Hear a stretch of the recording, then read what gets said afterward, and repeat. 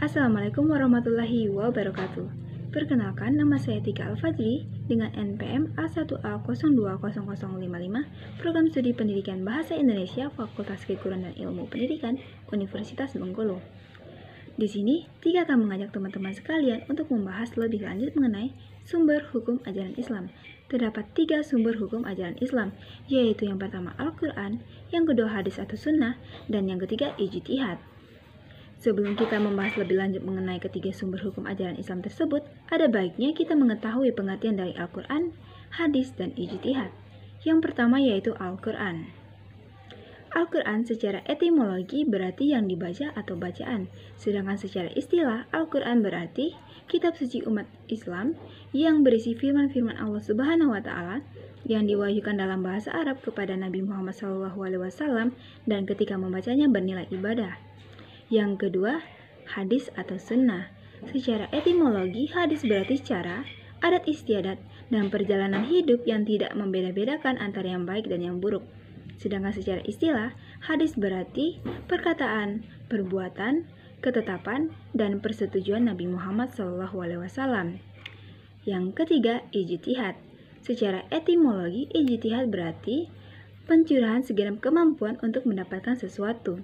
Sedangkan secara istilah, ijtihad berarti penggunaan akal sekuat mungkin untuk mendapatkan keputusan tertentu yang ditetapkan secara eksplisit di dalam Al-Quran dan hadis. Nah, setelah mengetahui pengertian dari ketiga sumber hukum ajaran Islam, kita akan membahas lebih lanjut mengenai kedudukan, keistimewaan, keutamaan, serta fungsi dari Al-Quran, hadis, dan ijtihad. Yang pertama yaitu Al-Quran. Kedudukan Al-Quran sebagai sumber hukum ajaran Islam yang pertama. Sebagai sumber hukum ajaran Islam, Al-Quran memiliki kedudukan yang sangat tinggi.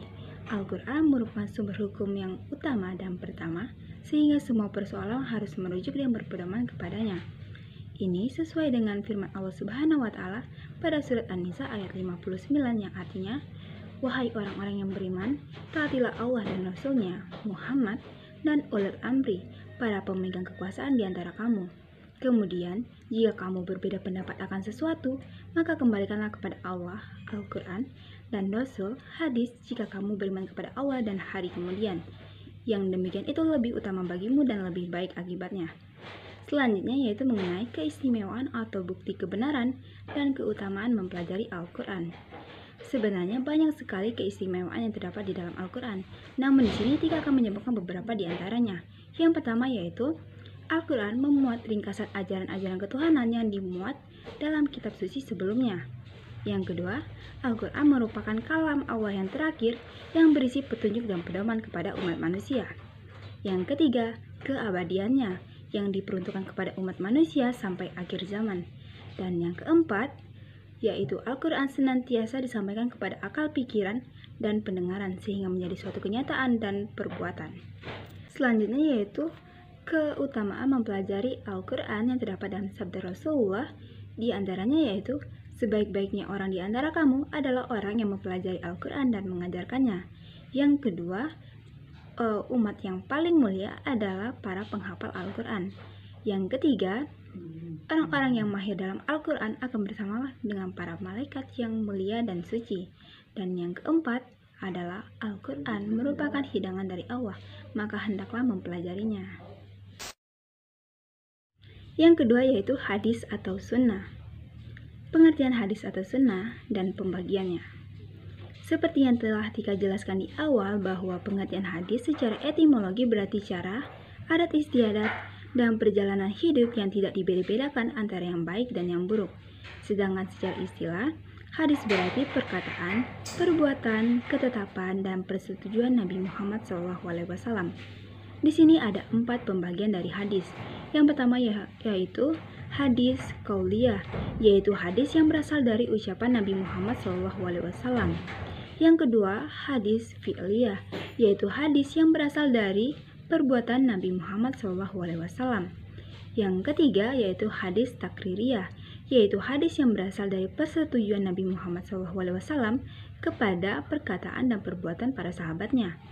Dan yang keempat yaitu hadis hamimiyah, yaitu hadis mengenai sesuatu yang dikehendaki Nabi Muhammad SAW tetapi belum terjadi. Selanjutnya yaitu mengenai kedudukan hadis sebagai sumber hukum ajaran Islam yang kedua. Sebagai sumber hukum ajaran Islam yang kedua, setelah Al-Quran, hadis menjadi penjelas atas ayat-ayat Al-Quran yang masih bersifat umum dan belum bisa dimengerti sepenuhnya oleh umat Islam. Hal ini disebabkan karena di dalam Al-Quran tidak hanya terdapat ayat-ayat yang jelas, namun juga ayat-ayat yang samar, sehingga perlu penjelasan yang lebih terperinci. Hal ini sesuai dengan fungsi dari hadis terhadap Al-Quran. Al-Quran memuat kaidah-kaidah syariat yang bersifat umum, sehingga diperlukan hadis sebagai bentuk bantuan untuk menafsirkan kaidah dan hukum Islam yang bersifat umum tersebut. Ini disebabkan karena adanya perbedaan sifat di antara yang keduanya, yaitu Al-Quran bersifat qati al-wurud, sedangkan hadis bersifat doni al-wurud. Yang ketiga yaitu ijtihad.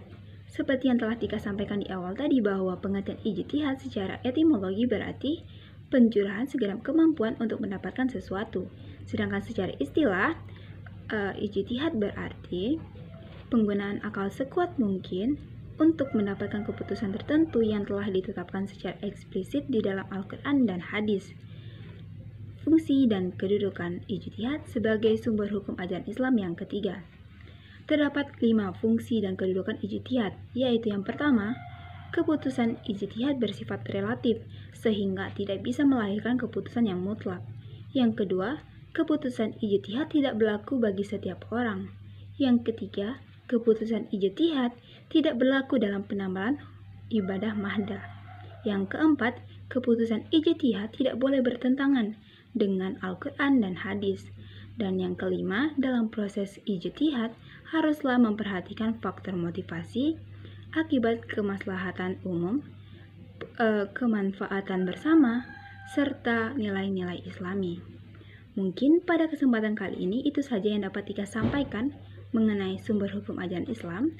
Thanks for watching. Jangan lupa like, comment, and subscribe. Tika akhiri, wassalamualaikum warahmatullahi wabarakatuh. See you, bye-bye.